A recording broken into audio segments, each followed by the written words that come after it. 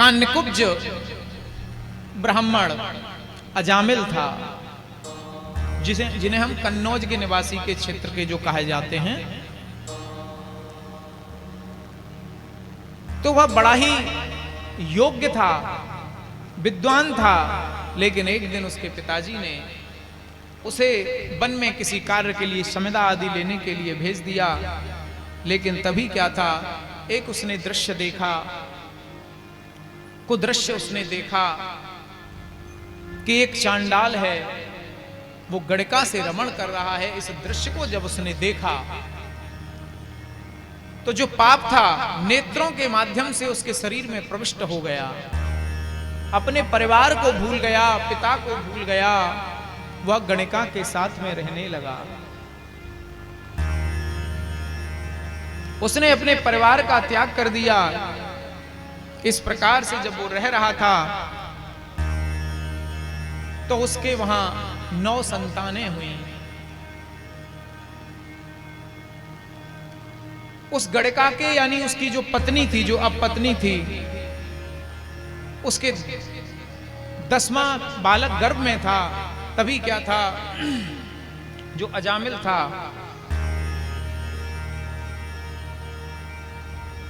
उसके घर पर कुछ एक दिन संत आ गए। अजामिल घर पर नहीं था, उसकी पत्नी थी जो गड़का थी। संतों ने गांव में पूछ लिया किसी से, भैया हमको किसी भक्त का घर बता दीजिए, हम एक रात्रि वहां विश्राम करेंगे और प्रातःकाल वहां से चले जाएंगे। तो कुछ लोग जो विनोदी स्वभाव के थे उन्होंने कह दिया कि देखो, हाँ हैं एक भक्त जिनका नाम है अजामिल, तुम उनके घर चले जाओ। लेकिन संत हैं, विश्वास कर लिया, पहुंच गए। अजामिल नहीं था घर में, द्वार खटखटाया तो उसकी जो पत्नी यानी जो गड़का थी वो घर से निकल करके आई। उन्होंने महात्माओं को आज अपने घर पर देखा, हाथ जोड़ करके खड़ी हो गई। ये संतों के दर्शन का प्रभाव था। और उसने कहा कि मैं निष्कपट भाव से पूछती हूं, महात्माओं तुम्हारे आने का कारण क्या है? उसने कहा, बेटा हम केवल एक रात्रि यहां विश्राम करेंगे और प्रातःकाल चले जाएंगे। लेकिन उसने कहा, हे संत जनों, मैं तो प्रत्येक समय अपवित्र अवस्था में रहती हूं, इसलिए तुमको यहां नहीं रुकना चाहिए।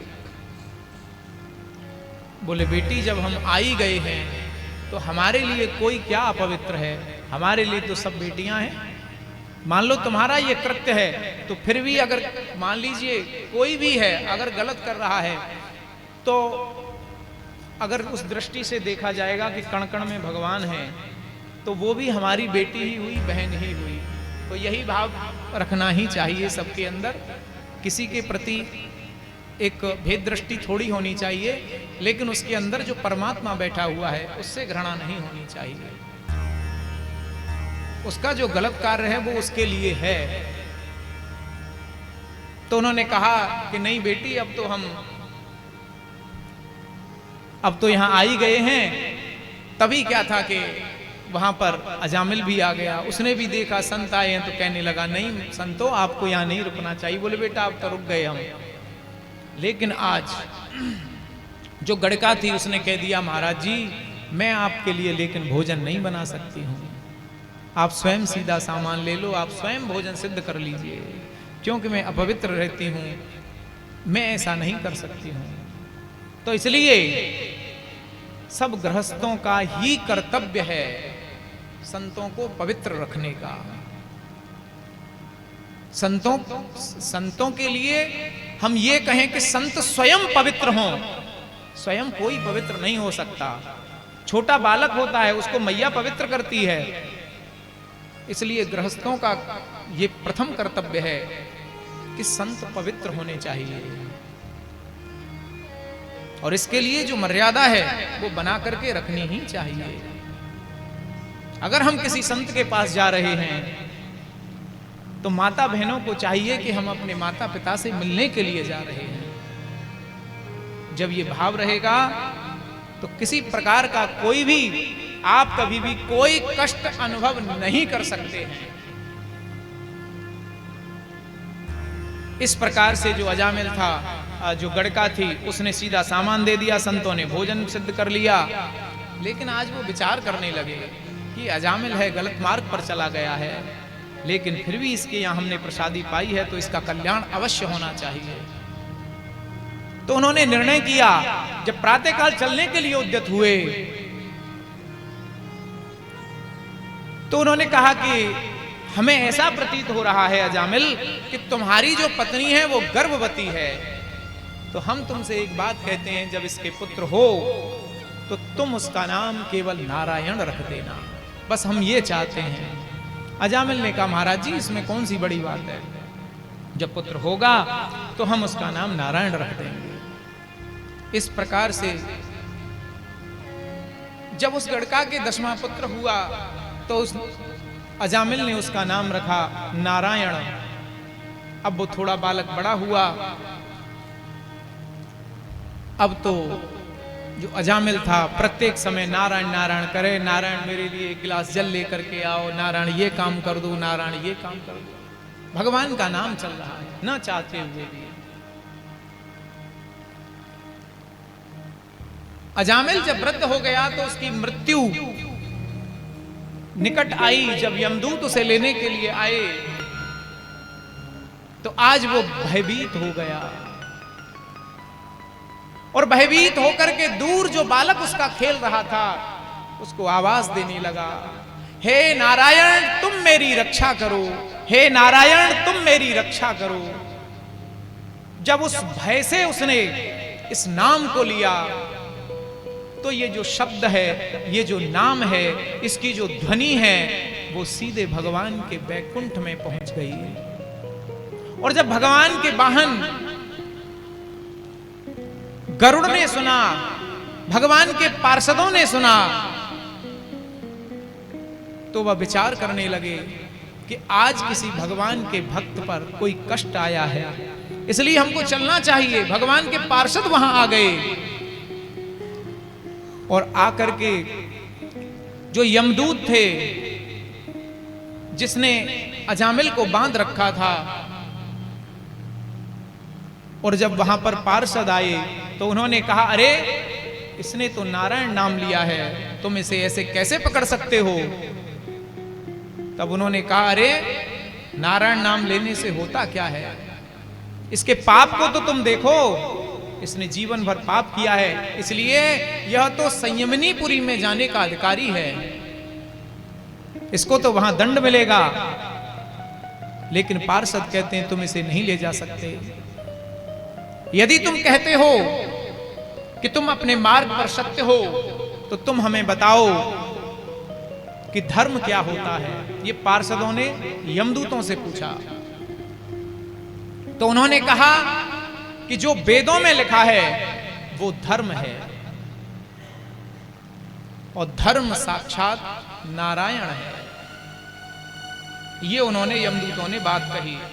तब यहां पार्षद कहते हैं कि जब धर्म साक्षात नारायण है तो इसने नारायण नाम लिया है, इसका मतलब है ये धर्म से ही चला, क्योंकि धर्म ही जब नारायण है तो जब नारायण नाम ले रहा है तो धर्म कहां से रह गया।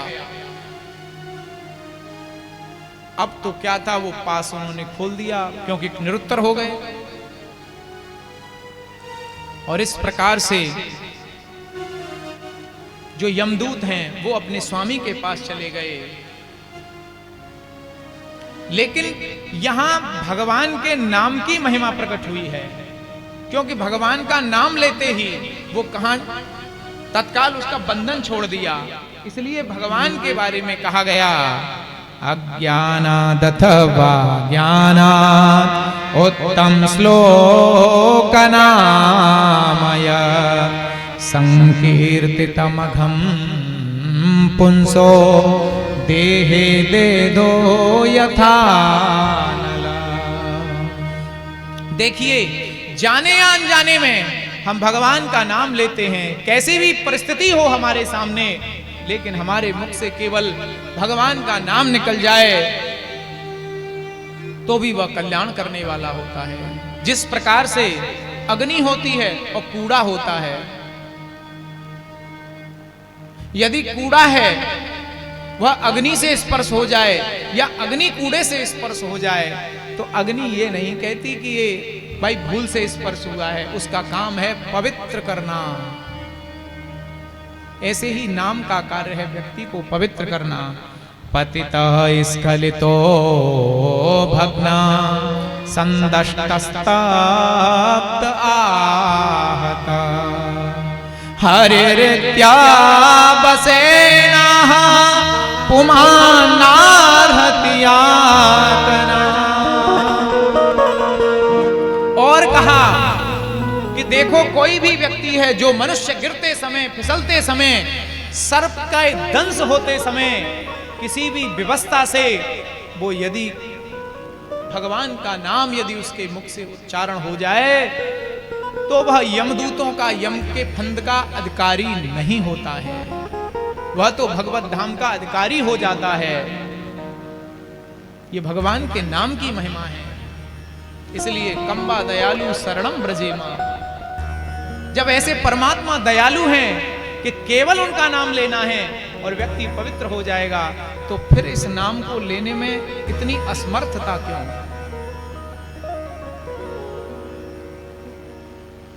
इस प्रकार से जो यमदूत थे वो यमपुरी में चले गए, संयमनीपुरी में पहुंचे तो वहां यमदूतों ने कहा कि महाराज आपने तो हमसे ये कहा था कि उसको लेकर के आओ, और हम तो एक दुष्ट को लेने गए थे, लेकिन वहां तो भैया हम तो अपनी जान बचा करके आए हैं। बोले भाई ऐसा कौन था? कि बोले ऐसे 4 व्यक्ति वहां पर आ गए, बहुत सुंदर थे, 4 उनके हाथ थे, और वो कह रहे थे कि इसने नारायण नाम लिया है, इसलिए तुम इसे नहीं ले जा सकते। जैसे ही आज यमराज ने, जिन्हें हम धर्मराज भी कहते हैं, आज जैसे ही सुना समाधिस्थ हो गए, नेत्रों से अश्रु विसर्जित होने लगे और कहने लगे कि तुम पार्षदों, तुम यमदूतों, तुम बड़े धन्यवाद के पात्र हो कि आज तुमने भगवान के पार्षदों का दर्शन किया है। उन भगवान के पार्षदों का दर्शन किया है जिन भगवान की आज्ञा में हम सब रहते हैं। ब्रह्मा इस सृष्टि का विस्तार करते हैं। मुझे ये और हमारा जीवन कैसा है, भगवान कैसे स्वामी हैं। जिस प्रकार से एक बैल के नाथ डली हो और रस्सी किसी छोटे बालक को भी पकड़ा दी जाए तो वह भी बैल को इधर उधर करने लग जाता है, ऐसे ही हमारे परमात्मा हैं। वो जिधर हमारे लिए इशारा करते हैं हम वैसा ही करने लग जाते हैं। इसलिए तुम धन्यवाद के पात्र हो। तो यमदूत कहने लगे महाराज हमें कम से कम ये तो बता दो कि हम किसको पकड़ के लेके आए और किसको नहीं लेकर के आए, क्योंकि अब हमें संशय हो गया। हमें तो लगा था ये दुष्ट है, लेकिन इसने एक नाम ले लिया तो आपने सबने कृपा कर दी उस पर। तो हम किसको लेकर के आए, किसको नहीं लेकर के आए? तो यहां पर फिर धर्मराज कहते हैं जिव्यान भक्ति भगवद गुण नामधेयम चेतश्चनय स्मरति तच्चरणारविंदम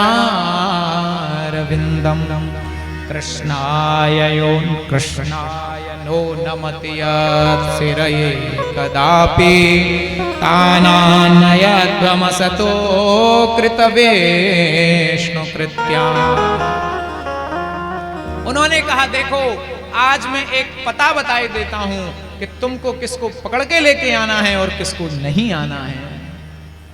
जिव्यान भक्ति भगवद गुण नाम धेय, जिनकी जिव्या कभी भगवान का नाम नहीं लेती है, जिनका सिर कभी मंदिर में जाकर के झुकता नहीं है, अपने बुजुर्गों के सामने जिनका सिर कभी झुकता नहीं है, जिनके हाथ कभी मंदिर में जाकर के कभी झाड़ू पोंछा नहीं करते हैं, जिनके चरण कभी परिक्रमा के लिए नहीं जाते हैं, जिनके हाथ कभी दीनों की सेवा में नहीं उठते हैं, ऐसे लोगों को तुम तत्काल पकड़ के मेरे पास ले आना। तो इसलिए हमको विचार करना चाहिए कि हम किस पायदान पर खड़े हुए हैं। केवल हमें करना कुछ नहीं है, अपने जीवन में कुछ परिवर्तन करने हैं जिससे हम भगवान के प्रिय हो सकते हैं। भगवान के प्रिय तो सब ही होते हैं, राक्षस भी भगवान के प्रिय होते हैं। मनुष्य भी भगवान के प्रिय होते हैं। क्या रावण कुंभकर्ण भगवान को प्रिय नहीं थे?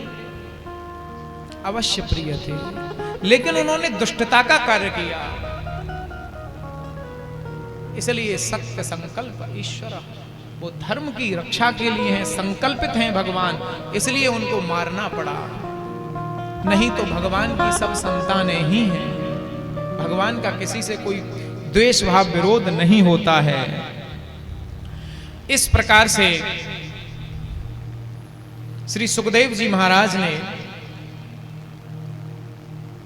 अजामिलोपाख्यान परीक्षित को श्रवण कराया, जिससे उनका जो नरकों के प्रति जो भय था वो समाप्त हो गया। इसके